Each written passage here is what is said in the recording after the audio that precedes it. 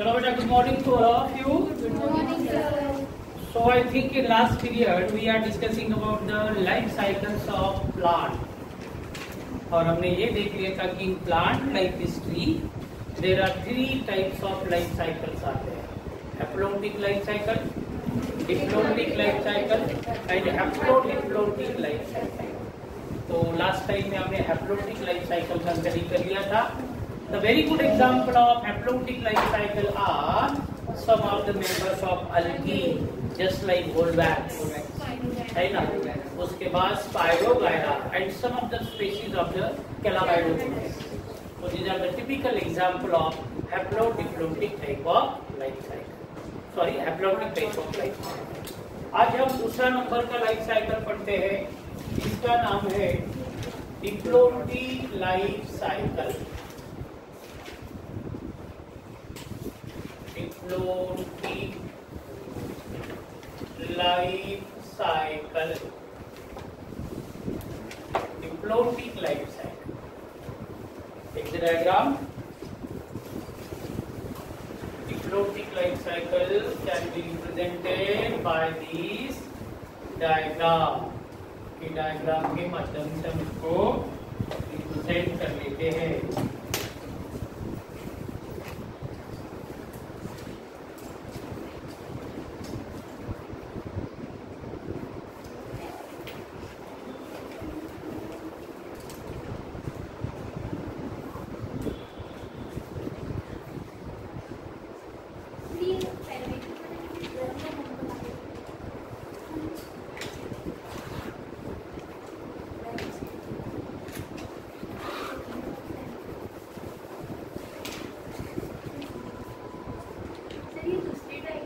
Yes, ये दूसरी diagram है. पहली वाली डायग्राम से कंप्लीट डिफरेंट है और अब कैसी डिफरेंट है हम यहाँ पर देख सकते हैं.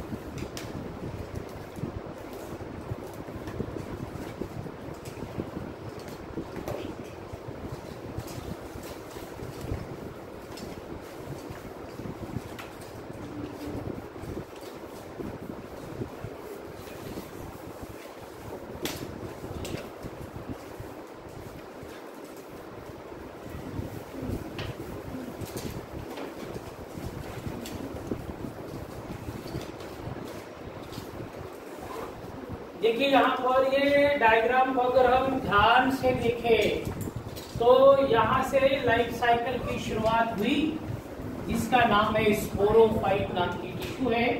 और आपको पता है कि स्पोरोफाइट जो होता है हमेशा डिप्लॉयड नेचर का होता. और ये डिप्लॉयड नेचर का स्पोरोफाइट जो है यहाँ पर डोमिनेंट फेज को रिप्रेजेंट करता, इंडिपेंडेंट है, फोटोसिंथेटिक है.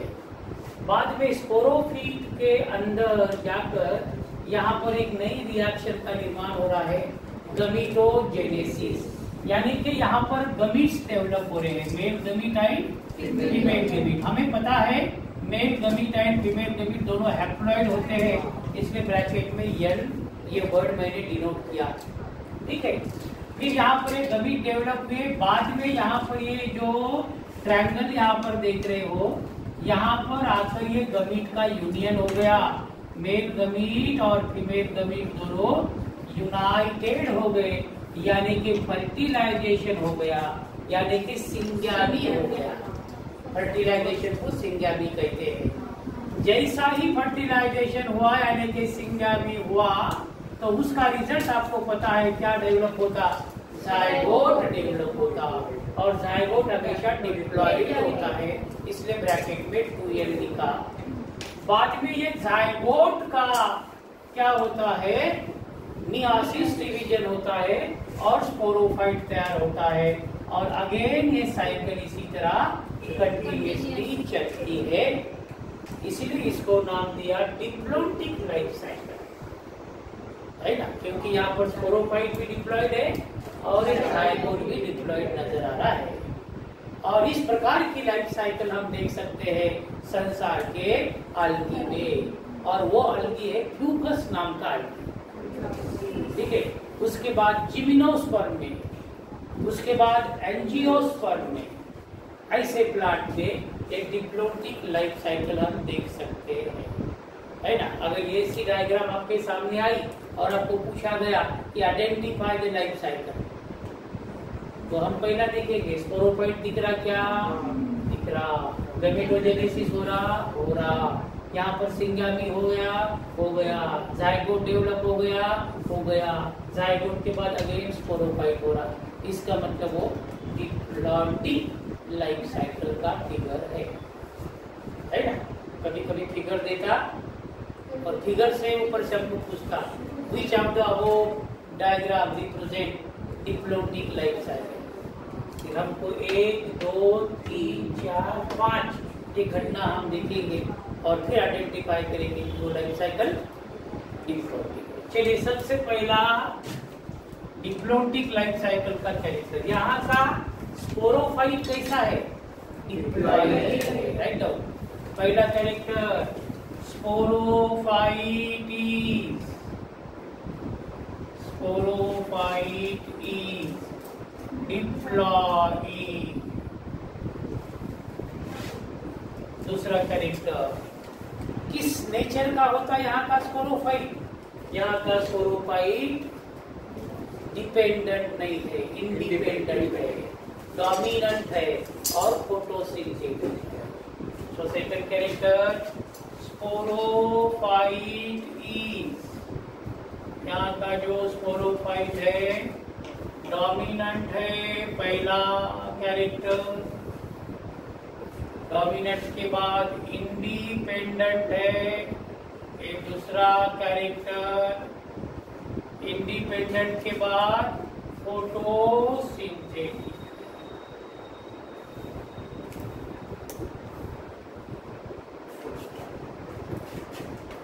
ठीक है, अब रहा सवाल, जब स्पोरोफाइट डोमिनेंट है, इंडिपेंडेंट है और फोटोसिंथेटिक है, तो गमेटोफाइट कैसा है, डिपेंडेंट है। कैसा होगा, so next character gametophyte is dependent। कैसा है वो, डिपेंडेंट होता है and few to multi layer।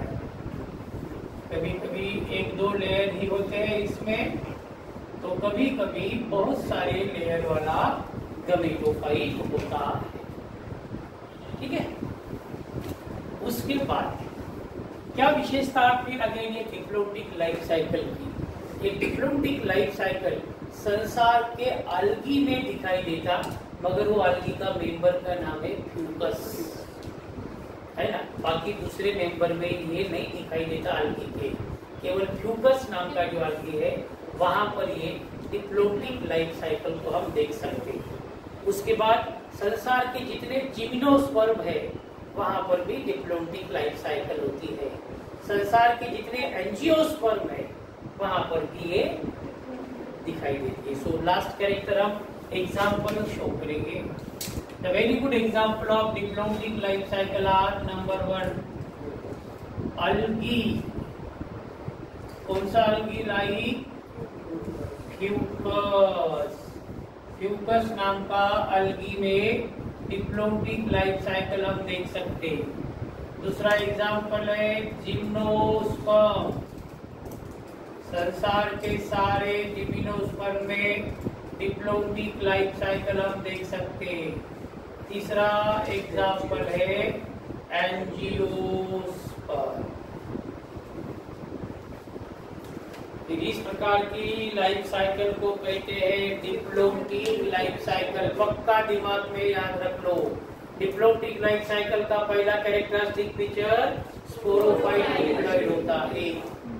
दूसरा स्पोरोफाइट डोमिनेंट होता, इंडिपेंडेंट होता, फोटोसिंथेटिक होता, 2। ठीक है, उसके बाद गमीटोफाइट डिपेंडेंट रहता है and has few to multi layer होता है।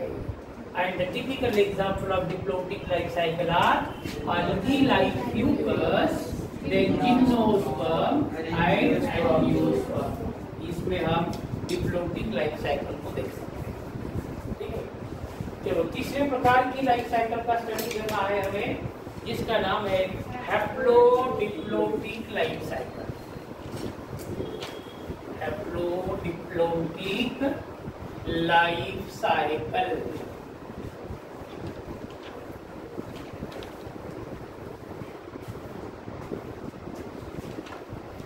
थर्ड टाइप का लाइफ साइकिल हैप्लोडिप्लोटिक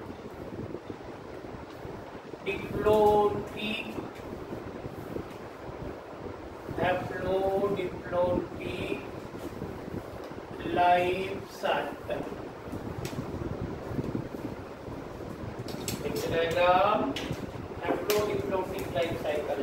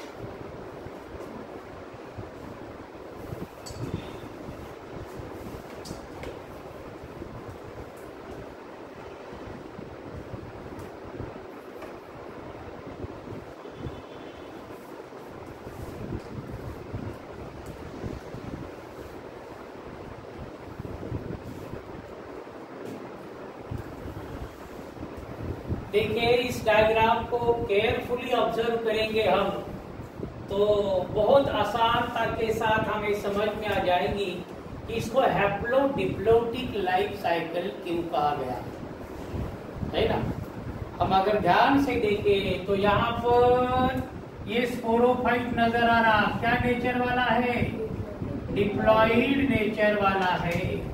यहाँ पर नीचे देखें तो यहाँ पर गमीटोफाइट नजर आ रहा, क्या नेचर वाला? हैप्लॉइड नेचर वाला है। इसका मतलब ये ऐसी लाइफ साइकिल है कि यहाँ पर हैप्लॉइड और डिप्लॉइड दोनों स्टेज एक साथ फंक्शनिंग रहते हैं, इसलिए इसको नाम दिया गया हैप्लो डिप्लॉन्टिक लाइफ साइकिल। ठीक है। दूसरी विशेषता ये कि यहाँ पर ये स्पोरोफाइट और ये गमीटोफाइट, ये दोनों फ्री लिविंग है, दोनों फ्री लिविंग है, बट यहाँ की जो डोमिनेंट फेज है वो अलग अलग है। कभी कभार स्पोरोफाइट डोमिनेंट फेज को रिप्रेजेंट करता, कभी कभार गमीटोफाइट डोमिनेंट फेज को रिप्रेजेंट करता। ठीक है। और यहाँ पर हम देख रहे हैं कि स्पोरोफाइट से गमीटोफाइट बना। क्या हुआ? स्पोरोफाइट का मियोसिस डिवीजन हुआ, और स्पोरोफाइट का मियोसिस डिवीजन होने के कारण हैप्लॉइड स्पोर बनी। हैप्लॉइड स्पोर बने। बाद में यह हैप्लॉइड स्पोर का माइटोसिस डिवीजन हुआ, और क्या बना? Haploid gametophyte. फिर गमीटोफाइट में आगे क्या हुआ? गेमेटोजेनेसिस हुआ, इसलिए यहाँ से एक गमीट निकला, ये दूसरा गमीट निकला, दोनों गमीट यहाँ जाकर यूनाइट हो गए, मतलब सिंग्यामी हो गया, फर्टिलाइजेशन हो गया और जाइगोट बना। तो इस प्रकार की लाइफ साइकिल को कहते हैं हैप्लोडिप्लोइडिक लाइफ साइकिल। चलो, सबसे पहला कैरेक्टर, इट इज एन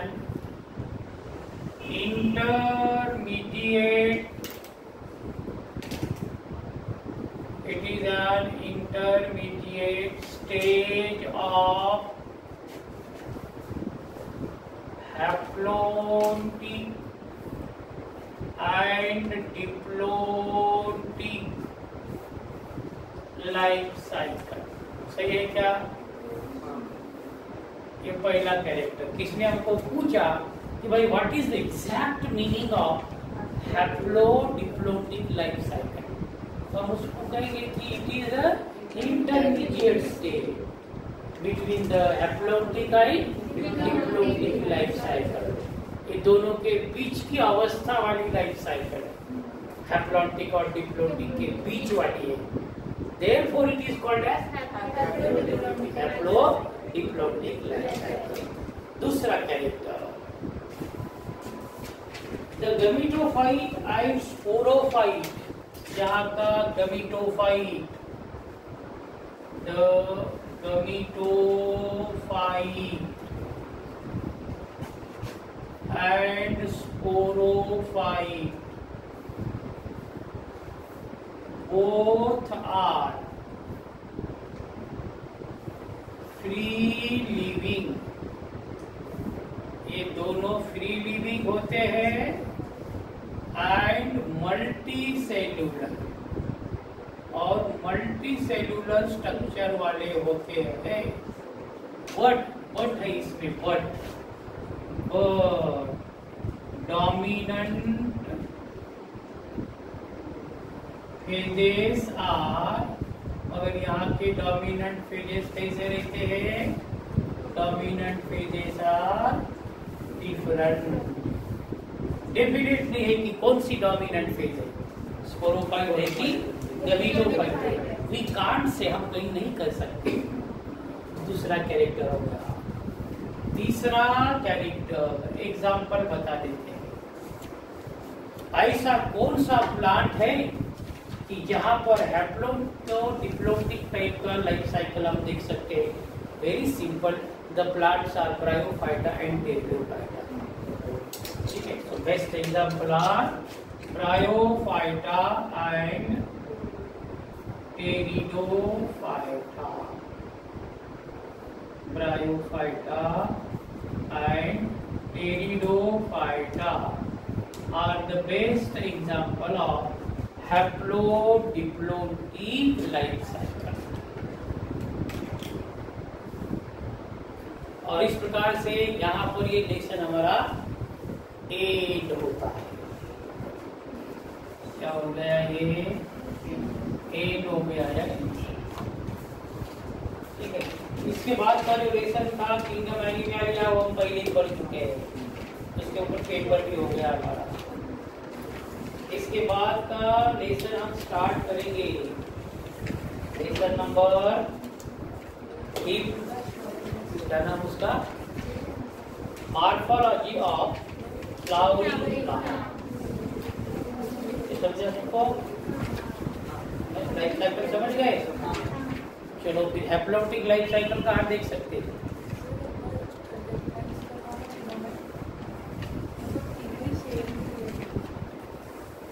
तीनों की डेफिनेशन, तीनों का डोमिनेंट फेज और तीनों के एग्जाम्पल।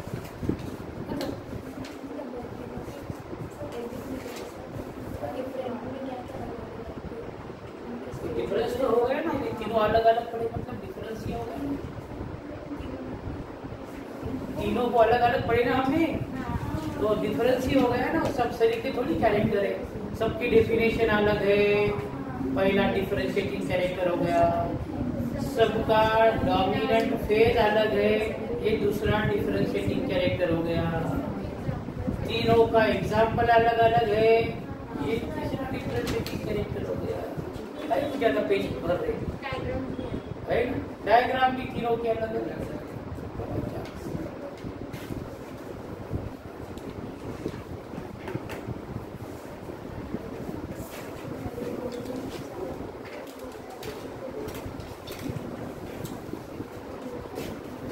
लेसन नंबर 3, 5वां लेसन हम स्टार्ट कर रहे हैं और उसका नाम है मॉर्फोलॉजी ऑफ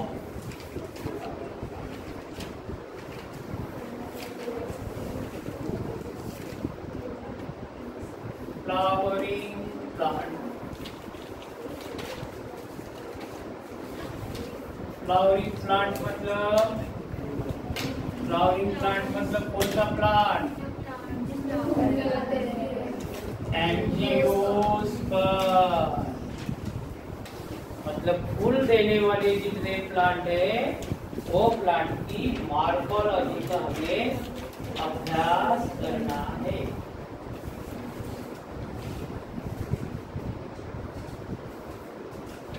तो मॉर्फोलॉजी क्या है वो पहले देखो। ये जो मॉर्फोलॉजी है ना, ये एक हमारा विज्ञान है, एक साइंस है, जिसके अंदर हम external structure of an organism का अभ्यास करते हैं, उसे कहते हैं morphology. Write down. Point number 1 morphology ऐसी है, दो अंडरलाइन करो, डैश करो। What is morphology? The study of external structure of an organisms। संसार का कोई भी ऑर्गेनिज्म का जब हम एक्सटर्नल स्ट्रक्चर का अभ्यास करेंगे, बाह्यतम पार्ट का अभ्यास करेंगे, तो उस ब्रांच को कहते हैं मॉर्फोलॉजी। किसकी मॉर्फोलॉजी का स्टडी कर रहे बेटा? फ्लावरिंग प्लांट की मॉर्फोलॉजी का अभ्यास कर रहे। तो ये फ्लावरिंग प्लांट की मॉर्फोलॉजी का अभ्यास जब हम किए तो हमें पता चला कि फ्लावरिंग प्लांट की मॉर्फोलॉजी में दो मेन पार्ट आते हैं, एक रूट और दूसरा shoot. Next point, the morphology of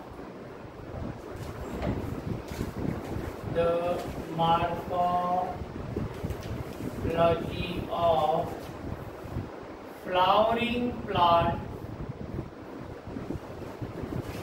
the morphology of flowering plant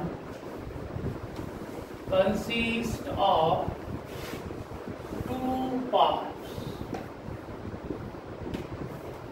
flowering plant के मॉर्फोलॉजी में दो पार्ट्स आते हैं, दैट इज कौन से दो पार्ट? पहला पार्ट आता है रूट और दूसरा पार्ट आता है शूट। रूट और शूट। फिर अगर हमको मॉर्फोलॉजी समझनी है फ्लावरिंग प्लांट की, तो हमको रूट का डिटेल अभ्यास करना होगा, शूट का भी डिटेल अभ्यास करना होगा, तब कहीं जाकर हम मॉर्फोलॉजी समझ पाएंगे फ्लावरिंग है ना। तो चलो पहला पार्ट पढ़ते हैं, रूट। तो हेडिंग देना root system.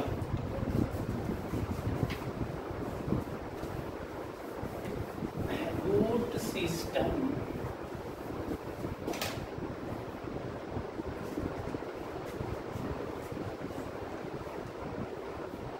the root system.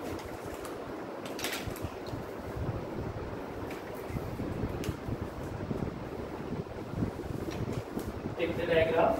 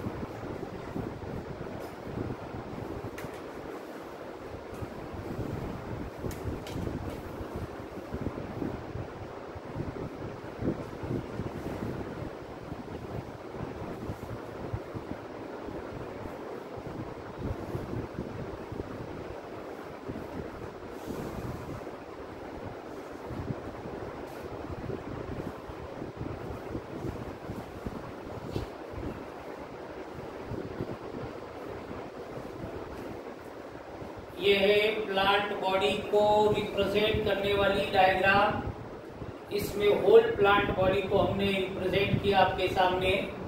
और आप यहाँ पर देख सकते हो कि प्लांट बॉडी का ये ऊपर वाला जो स्ट्रक्चर है, ये जो लगे, ये है फ्लावर, ये सब फ्लावर है।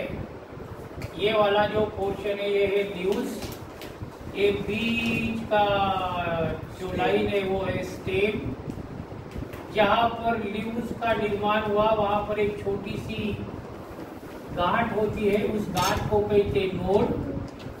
दो नोड के बीच एक यहाँ पर नोड है, एक यहाँ पर नोड है, और ये दोनों नोड के बीच की जो खुली जगह है उसको कहते इंटर नोड। उसके बाद ये यहाँ पर फ्रूट डेवलप हुआ, आपको नजर आ रहा, फली देख रहे हैं आप, है ना, ये फ्रूट है वो। और ये स्टेम का जो नीचे वाला हिस्सा है, अंडरग्राउंड हिस्सा, वो है रूट्स। स्टेम से जो निर्माण हो रहा है ये पहला रूट, वो हो गया प्राइमरी रूट। बाद में प्राइमरी रूट के ऊपर ये दूसरे रूट्स डेवलप हो रहे हैं, इसलिए इनको सेकेंडरी रूट। सेकेंडरी रूट के ऊपर अगेन तीसरा रूट डेवलप हुआ तो उसको कहते हैं tertiary root, and so on so on so on. ठीक है, तो हमें पहला रूट सिस्टम का अभ्यास करना है। एक प्लांट की होल बॉडी आपके सामने, हमको केवल इतना पोर्शन का अभ्यास करना है, जमीन के नीचे का। ऊपर वाला बाद में करेंगे क्योंकि इससे ऊपर वाला शुद्ध में आता है। हम पूरी स्टडी कर रहे हैं रूट का, तो ये यहाँ से नीचे वाला अंडरग्राउंड पार्ट का हम स्टडी करते हैं। सबसे पहला पार्ट है कि व्हाट आर रूट्स। तो हम कहेंगे roots are underground part of the plant body. Write down character number 1. Roots are underground parts of plant's body.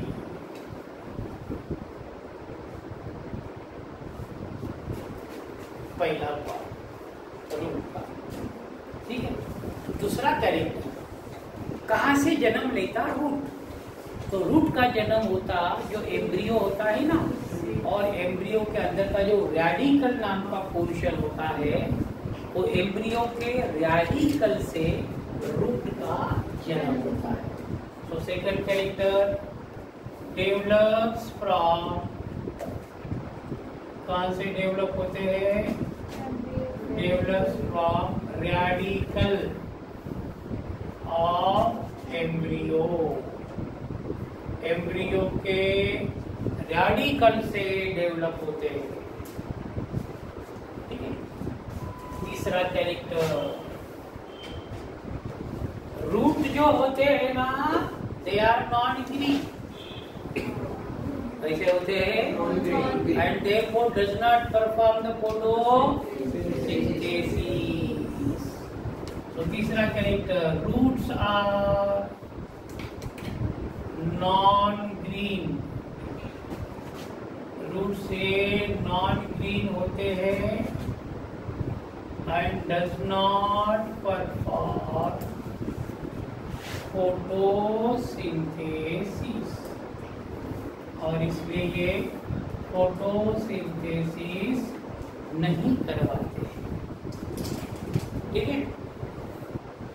उसके बाद चौथा कैरेक्टर, प्लांट बॉडी के जो रूट होते हैं ना, वो पॉजिटिवली जीवो एंड हेट्रोट्रॉपिक। पॉजिटिवली जीवो, जीवो मतलब अर्थ, पॉजिटिवली जीवो एंड हेट्रोट्रॉपिक, हेट्रो मतलब वाटर। इसीलिए तो प्लांट बॉडी का रूट धरती माँ का सीना चीर के अंदर जाता है, क्योंकि जीवों के प्रति, द अर्थ के प्रति उसका अट्रैक्शन है, पॉजिटिव अट्रैक्शन है। वाटर के प्रति भी उसका पॉजिटिव अट्रैक्शन है। Therefore, roots are positively geo and heterotropic, but negatively phototropic. मगर negatively phototropic होते हैं, क्योंकि सन के प्रति, लाइट के प्रति उनका कोई रिस्पांस नहीं होता, इसलिए वो ऊपर की दिशा में कभी ग्रो होते, always grow beneath the soil, जमीन के नीचे ग्रो होते हैं। Next number, roots are positively geo and heterotrophic, positively geo and heterotropic, but negatively, कैसे negatively phototropic। ये इनकी विशेषता है। संसार का कोई भी प्लांट का रूट अगर हम देखते हैं तो वो पॉजिटिवली जीरो और हेटेरोट्रॉपिक होते हैं, बट निगेटिवली फोटोट्रॉपिक होते हैं। उसके बाद का तरीका, रूट्स जो होते हैं, रूट में एपिडर्मिस नाम की कवरिंग होती है, but does not have cuticle. मगर रूट में क्यूटिकल नहीं होती, एपिडर्मिस होती है। नहीं तो रूल है, जहां पर एपिडर्मिस है उसके आजू बाजू में क्यूटिकल रहता ही है। मगर रूट ऐसा पार्ट है प्लांट बॉडी का कि वहां पर केवल एपिडर्मिस दिखाई देगी, आपको क्यूटिकल्स नहीं दिखाई देते। So next character, roots do not have,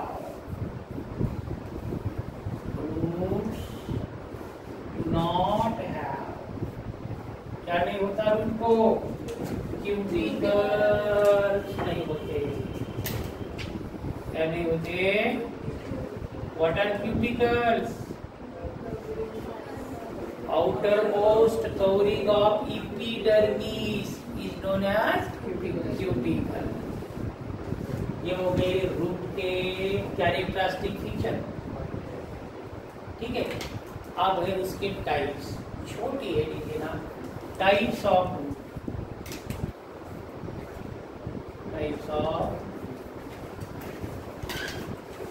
हमारा स्टडी हमको ये समझाता कि संसार में रूट के 3 प्रकार होते हैं। कितने प्रकार? 3 टाइप होते हैं।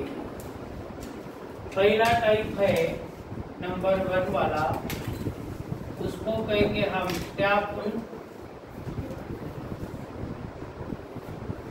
दूसरा जो टाइप है उसको कहेंगे हम फाइब्रस रूट।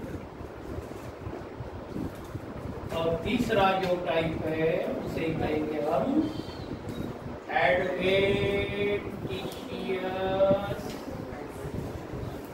रूट। ऐसे 3 प्रकार के रूट होते हैं। बी प्लांट, छोटा रहो, बड़ा रहो, मीडियम साइज का रहो, एक्वेटिक रहो, टेरिस्ट्रियल रहो, क्रीपर्स रहो, क्लाइंबर्स रहो। 3 प्रकार के tap root, fibrous root and adventitious.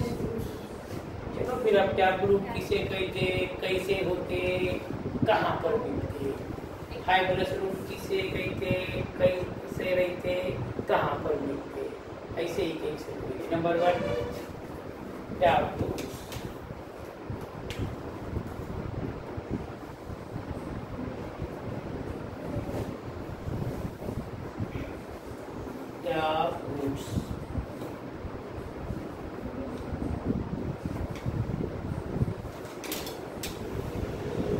लोगों ने पूछा बॉटनी वाले साइंटिस्ट को, कौन था बॉटनी का साइंटिस्ट, इसने बॉटनी को जन्म दिया?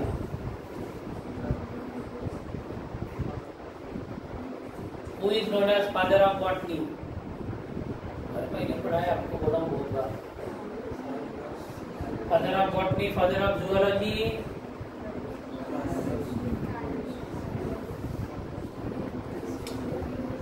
द फादर ऑफ बॉटनी पढ़ते नहीं। Father of botany known as, father of botany known as, father of botany known as, father of botany known as, father of botany known as, अरे Theophrastus. है वो। और Aristotle कौन है? Father of zoology. सबका यहाँ पे रखो। ये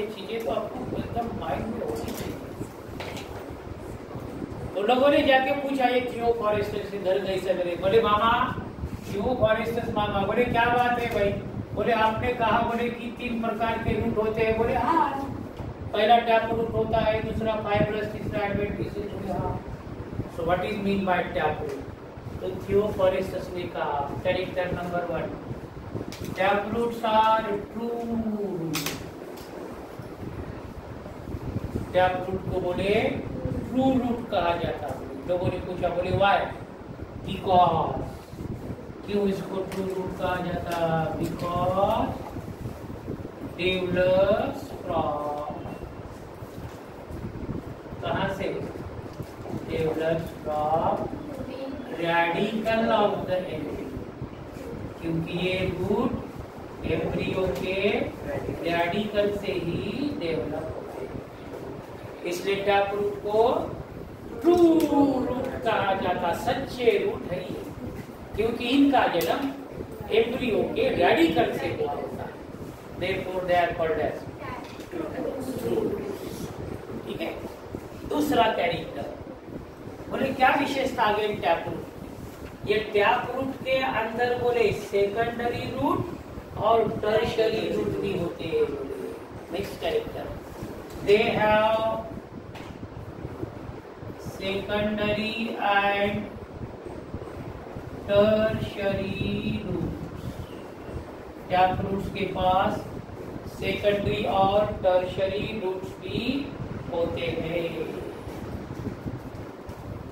तीसरा कैरेक्टर बोले कहां पर दिखेगी? बोले हमको अगर हम देखना चाहे टैप रूट को, तो उन्होंने कहा बोले अगर आपको टैप रूट का दर्शन करना है तो आपको बोले डाइकॉट प्लांट में जाके देखना होगा, तब आपको अच्छी तरीके से टैप रूट दिखाई देगा। तो next number, they are present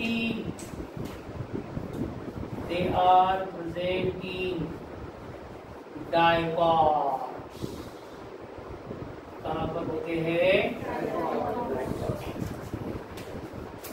बोले सर एक एग्जाम्पल बता दो ना। बोले डाइकॉट का। बोले बता देंगे।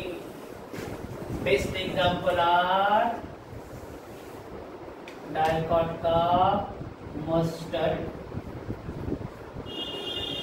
नाम का प्लांट है। बोले डाइकॉट में आता, जिसको मराठी में बोले आप लोग राई कहते, बोले हिंदी में तीखा कहते बोले। और जब अचार डालती बोले मम्मी मई महीने में आखिरी तो अचार के अंदर वो ब्राउन कलर का, ब्लैक कलर का छोटा छोटा सा सीड होता, वो डालते हैं। वो प्लांट के रूट को अगर आप देखोगे तो बहुत अच्छी तरीके से आप टैप रूट को समझ पाओगे। ठीक है, बोले सर टैप रूट समझ गया। What is another name of tap root? Why the tap root is called as true root? What is the speciality of tap root? They have secondary, tertiary, quaternary, petary, hexary, hepary, octary, nonary, decary kind of roots आते हैं। ऐसे अलग अलग प्रकार के root होते हैं, है ना? सेकेंडरी मतलब दूसरे नंबर पर, टर्शियरी, क्वाटरनरी, पेंटरी, हेक्सरी, हेप्टरी, ओक्टरी, नोनेरी, डेकेरी, है ना? वैसे बहुत सारे वहां पर रूट के ब्रांचेस डेवलप हो जाते हैं। उसके बाद tap roots are generally present in dicot. The very good example of dicot tap root are दूसरा रूट फाइब्रस रूट।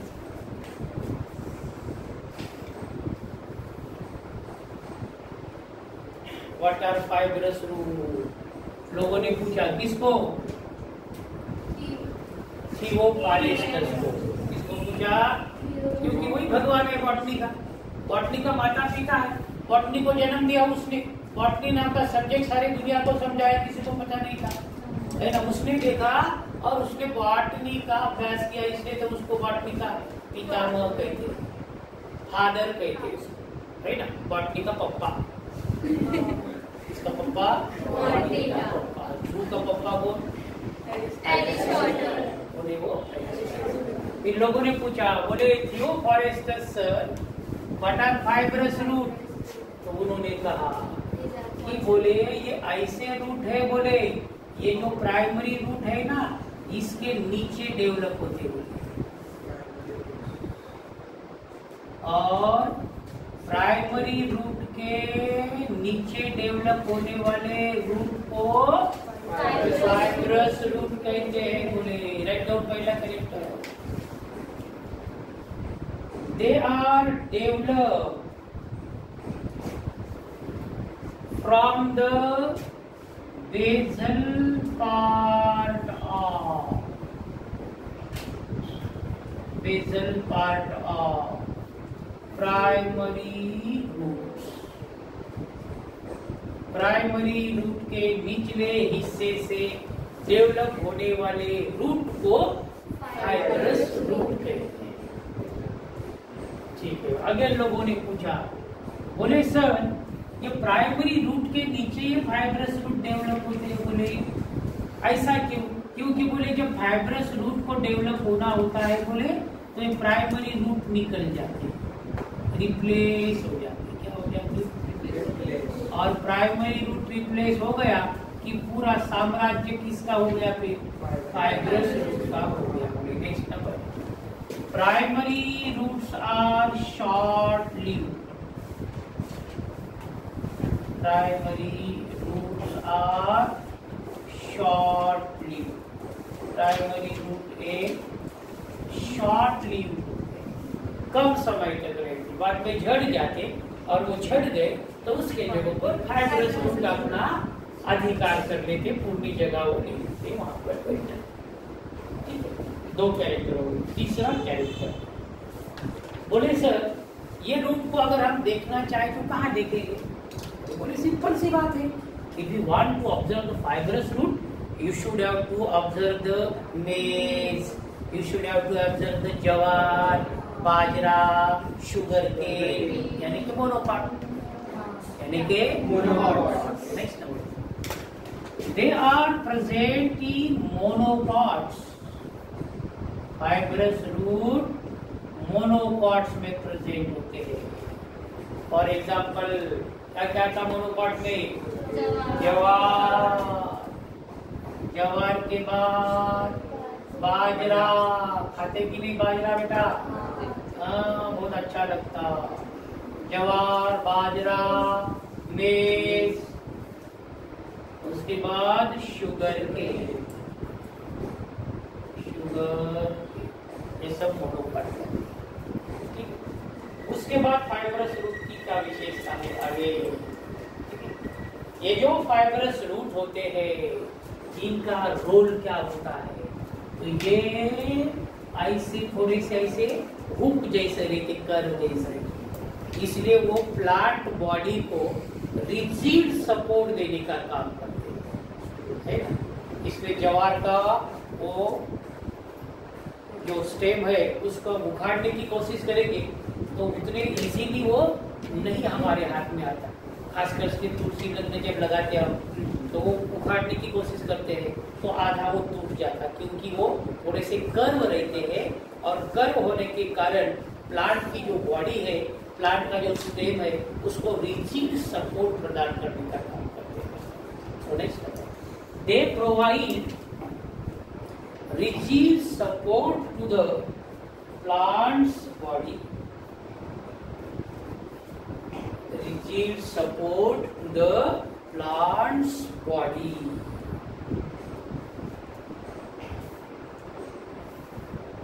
ठीक है। बोले सर दो रूट समझ गए। बोले अब ये तीसरा रूट तो हमने कभी सुना नहीं था, बोले मगर आज हमको सुनने को मिल गया। एडवेंटेशियस रूट क्या है? इसने किससे कहा? दुनिया वालों ने कहा। बोले सर एडवेंटेशियस रूट का मतलब क्या? अरे यार बोले इसके नाम में इसका मीनिंग छुपा है। एडवांस रूट है, एडवेंटेशियस है, मतलब क्या है? बोले तो ये ऐसा रूट है, it is develop not from the radical of embryo but any part of the plant body. Plant body के कोई हिस्सों से डेवलप होता है, इसकी कोई गारंटी नहीं है। बोले इसलिए तो उसको कहे बोले adventitious root. These are the roots which develop rather than radical in all parts of the plant body and therefore called as These are roots which are developed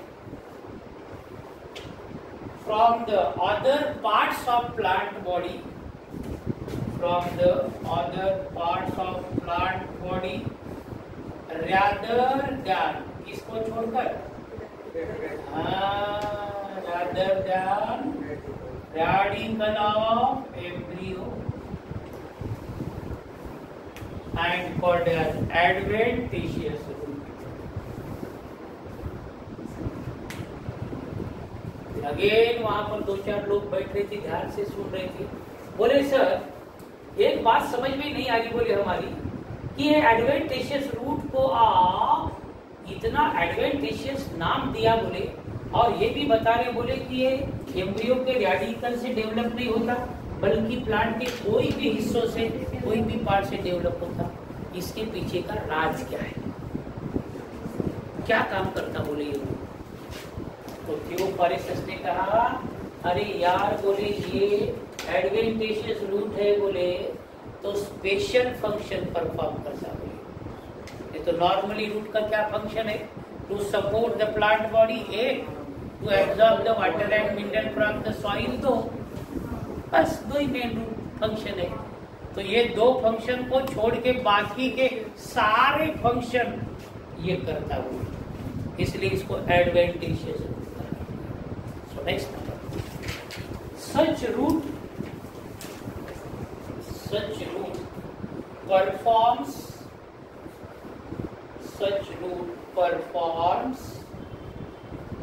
special functions special function मतलब जो normal function है तो उसको छोड़कर बाकी पूरे function क्या क्या होते हैं हम देखने वाले। लोगों ने पूछा, बोले कहाँ मिलेगा ये रूट देखने को हमको? तो बोले अगर आपको एडवेंटिशियस रूट देखना है तो आपको देखना पड़ेगा बोले ग्रास, उसके बाद मॉन्स्टेरा नाम का एक एक्वेटिक प्लांट है, उसके बाद बनियान ट्री, बरगद का पेड़, वहां पर भी आपको ये रूट देखने को मिलेगा। Next number, they are present in grasses, इतनी घास की वैरायटी है। ग्रासेस के बाद दूसरा बनियान ट्री, बरगद का पेड़, और तीसरा मॉन्स्टेरा, MONSTER, मॉन्स्टेरा। ठीक है, ये हो गया रूट के कैरेक्टरिस्टिक फीचर्स और रूट के टाइप्स।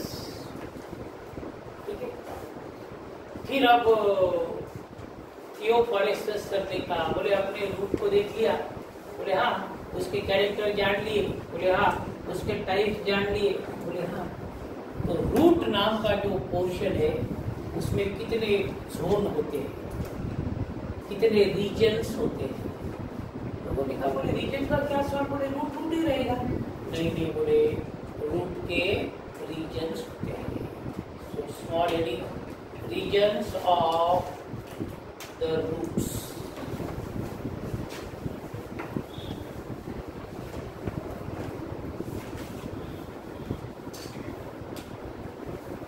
Regions of the